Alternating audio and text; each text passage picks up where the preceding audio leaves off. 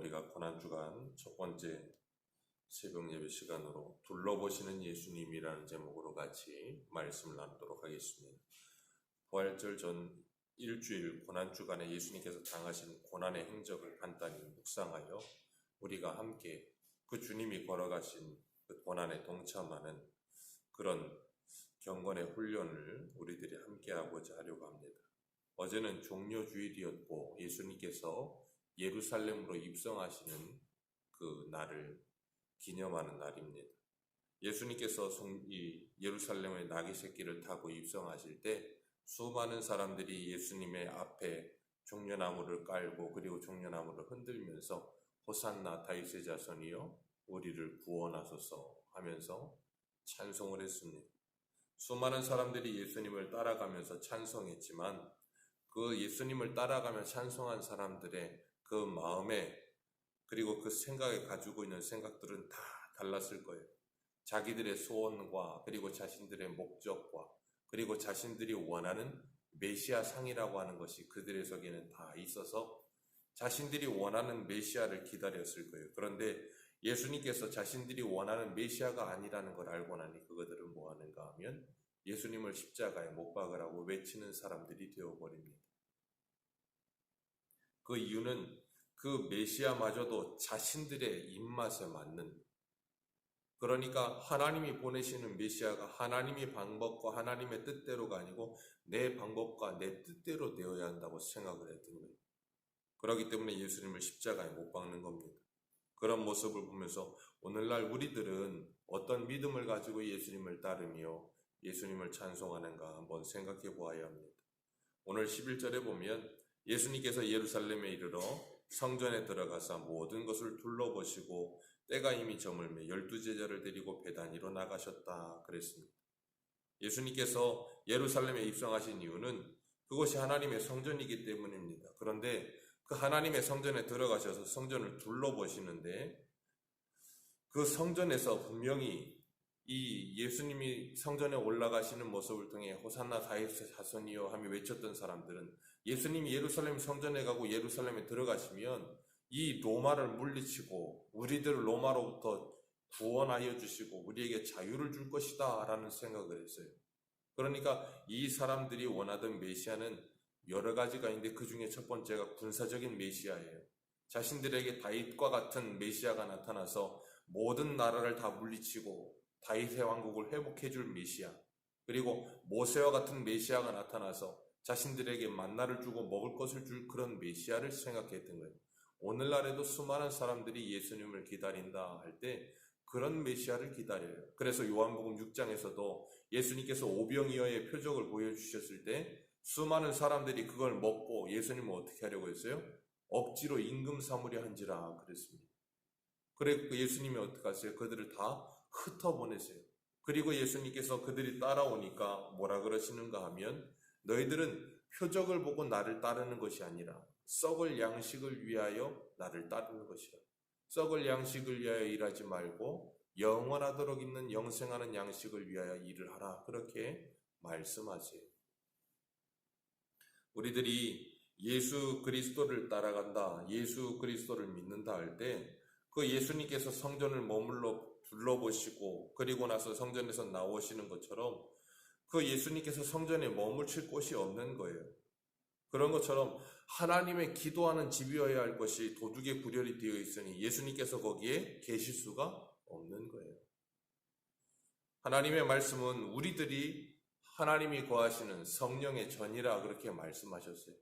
하나님께서는 오늘도 우리의 이 속을 둘러보실 텐데 우리의 속을 둘러보실 때 우리의 속에는 지금 하나님이 거하실 곳이 계신지 아니면 도둑의 구렬이 되어 있는지 우리가 한번 우리 자신을 점검해 보아야 할 것입니다.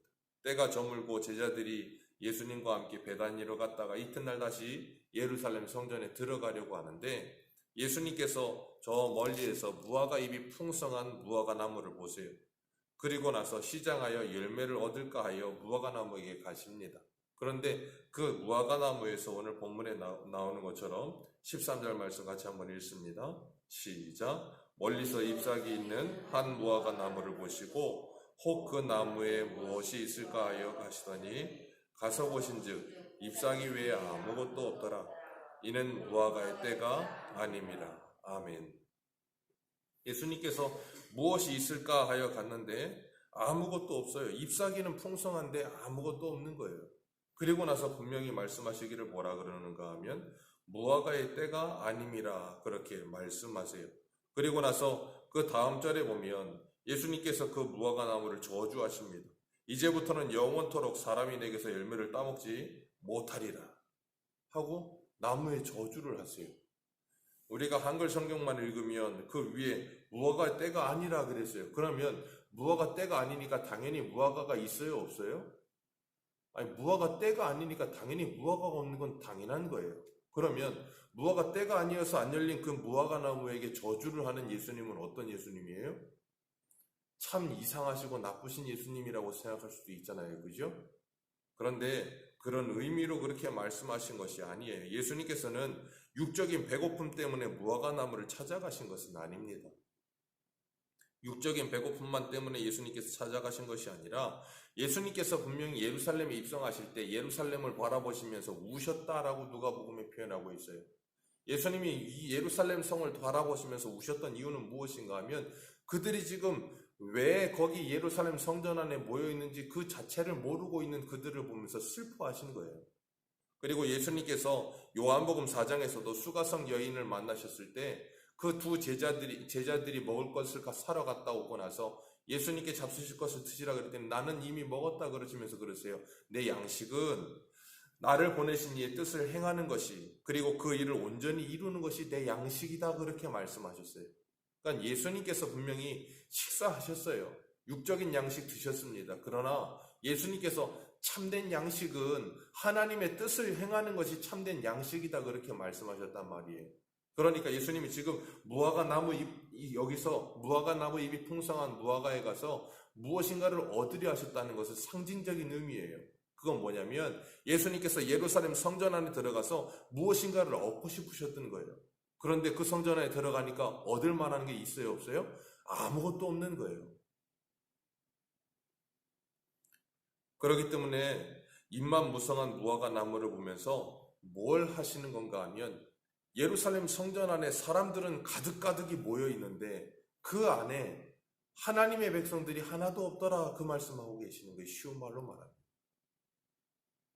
무화과는 이 1년에 2번 열매를 맺습니다. 1년에 2번 열매를 맺는데 3월 말에 시작해서 5, 6월에 1차로 열매를 맺고 그리고 난 후에 그 열매가 다 떨어지고 나면 8월에서 10월경에 무화과 추수가 일어나요. 그러니까 첫 번째 이 5월, 6월의 열매는 상품성이 없는 열매예요. 그래서 그걸 파게라고 부르는데 그건 누가 줘도 잘 먹지 않습니다. 무화과가 상품성도 없고 맛도 별로 없어요. 그래서 그걸 무화과를 키우는 주인들은 다 따내버려요. 그러고 안 그러면 이 배고픈 가난한 사람들이 와서 그걸 따먹도록 그냥 내버려 둡니다. 그리고 나중에 8월에서 10월 달 되면 진짜 열매를 맺는데 그걸 테헤나라고 부릅니다. 우리가 흔히 먹는 무화과가 그 테헤나예요. 그런데 이 5월, 6월에 열리는 그 열매, 이 파게라고 하는 것, 여기 보면 무화과 때가 아님이라 그때 그 무화과 때는 뭐냐면 테헤나가 열릴 때가 아니다 그 말이에요. 그러면 이 때는 언제냐면 파게가 열릴 때예요. 그러니까 예수님이 거기에서 무엇인가 얻을까 하여 그건 예수님이 진짜 상품성 있는 무화과를 얻기를 바라는 게 아니고 가장 가난한 사람들이 먹을 것이 없어서 죽어가기 직전에 그 생명을 연명하기 위해서 먹을 수 있는 그 파게라도 있을까 하여 찾았다 그 말이에요. 그럼 그때는 그 무화과가 그 파게 열매가 있어야 돼요, 없어야 돼요? 있어야 되는 거예요. 그런데 그 파게가 없는 거예요. 우리나라도 이 예전에는 보릿고개라는 게 있었다 그러잖아요. 작년에 추수한 곡식들은 다 떨어지고 보리가 익으려면 아직 시간이 남고 그래서 3, 4월 되면 보릿고개를 넘었다 그러시는데 딱 이 무화과 때가 아니다 그럴 때 이 때가 바로 이스라엘 백성들에게는 보릿고개 같은 때였던 거예요. 그래서 가난한 자들이 그 파게라도 먹고 살지 않으면 죽을 수밖에 없는 그런 상태에 있는 건데 그것마저도 열리질 않는 거예요. 그래서 우리 한 군데만 보겠습니다. 구약성경 미가서 7장을 한번 가보겠습니다. 미가서 7장.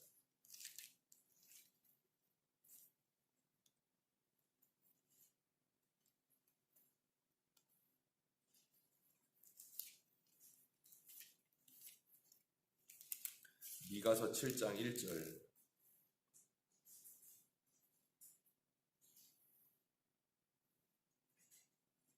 미가 7장 1절에서 4절입니다. 구약성경 1295페이지. 우리 같이 읽겠습니다. 시작. 재앙이로다 나여 나는 여름 과일을 딴 후와 포도를 거둔 후 같아서 먹을 포도송이가 없으며 내 마음에 사모하는 처음 익은 무화과가 없도다. 경건한 자가 세상에서 끊어졌고 정직한 자가 사람들 가운데 없도다. 무리가 다 피를 흘리려고 매복하며 각기 그물로 형제를 잡으려 하고 두 손으로 악을 부지런히 행하는도다. 그 지도자와 재판장은 권세자는 자기의 마음의 욕심을 말하며 그들의 가장 선한 자라도 가시 같고 가장 정직한 자라도 찔레 울타리보다 더하도다. 그들의 파수꾼들의 날 곧 그들 가운데 형벌의 날이 임하였으니 이제 그들의 요란하리로다. 아멘. 여기서 하나님께서 말씀하시는 게 뭐예요? 7장 1절에 포도송이가 없으며 내 마음에 사모하는 처음 익은 무화과도 없도다. 그 처음 익은 무화과가 뭐예요? 파괴. 그것도 없도다.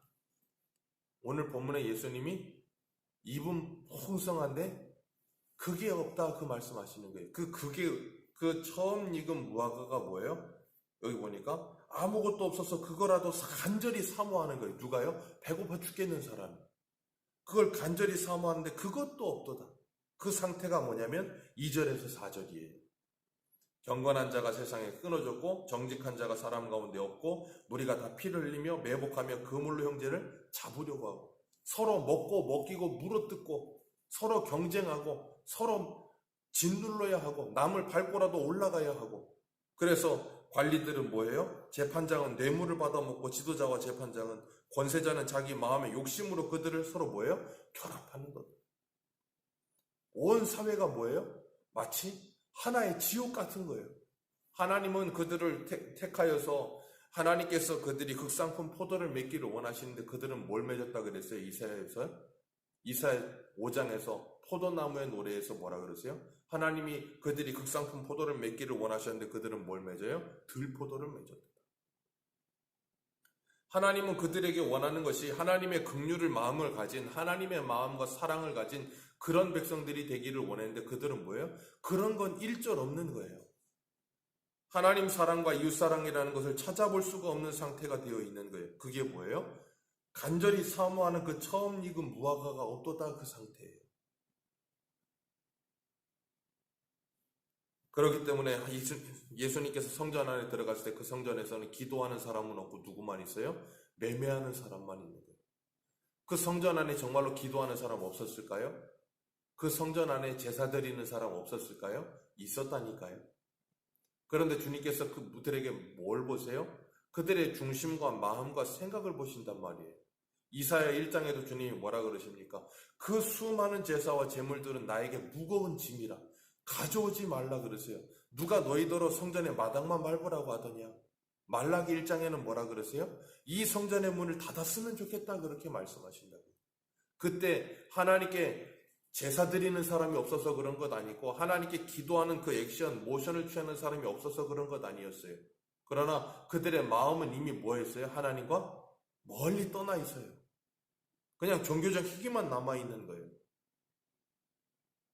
하나님께서 그런 그들을 보시면서 뭐 하냐면 그 처음 익은 무화과 그것조차 없는 상태다. 그렇게 말씀하시면서 저주하시는 거예요.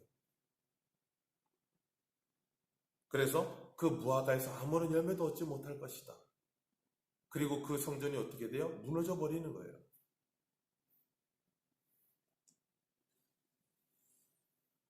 주님께서는 오늘도 그런 마음을 가지고 하나님께 예배하는 사람들을 찾으신다라고 요한복음 5장에 말씀하시는 거예요. 하나님께 신령과 진정을 다해 예배하는 그런 예배자들을 지금도 찾고 계세요.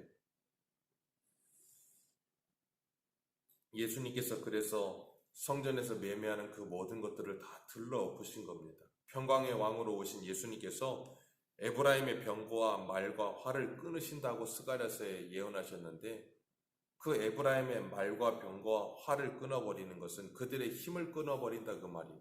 그들이 간절히 원하던 하나님과 메시아가 아닌 그것 말고 다른 것을 의지하던 모든 것들을 끊어버리러 오시는 거예요. 끊어버리고 뭐 하시기 위해서요? 하나님의 백성들이 하나님만을 의지하게 하시기 위해서.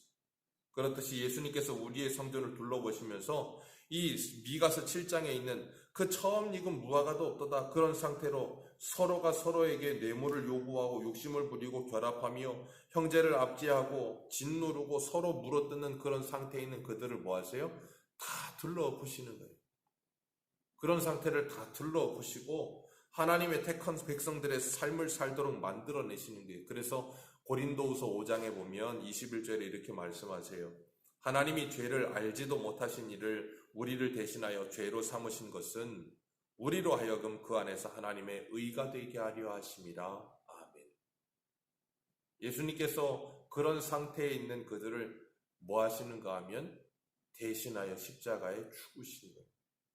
그리고 그들을 구원하여 내신 거예요. 그래서 그 저주의 상태에 있는 이들이 그 예수 그리스도로 말미암아 하나님의 의가 되는 거예요. 그런 은혜를 받은 우리들은 그 예수 그리스도로 말미암아 하나님의 심판에서 하나님의 복을 받은 인생이 되었고 하나님의 은혜를 받은 사람이 되어 살아가고 있는 거예요. 그렇기 때문에 우리는 오늘도 뭐예요? 하나님이 찾으시는 그 열매를 맺는 삶을 사는 거예요. 어떤 열매요? 성령의 열매를 풍성히 맺는 삶을 살아가는 거예요. 에베소서의 말씀처럼 빛의 자녀들의 열매, 착함과 의로움과 진실함의 열매를 풍성하게 맺어가는 삶을 살아가는 거예요. 고난주간입니다. 우리가 오늘 하루도 주님 앞에 삶으로의 예배를 드릴 때 우리의 삶 속에서 성령께서 인도하시는 대로 어저께 저녁에도 에스겔하면서 말씀을 드린 것처럼 그 영이 이끄는 곳으로 어디든지 굽지 않고 그 길로 직선으로 가며 하나님의 뜻을 이루기 위해 그 모든 일을 순종하듯이 우리들도 가라 하는 곳에 가며 서라 하는 곳에 서며 하나님의 영광을 위해 오늘 하루도 살아가시기를 주님의 이름으로 축복합니다. 기도하겠습니다.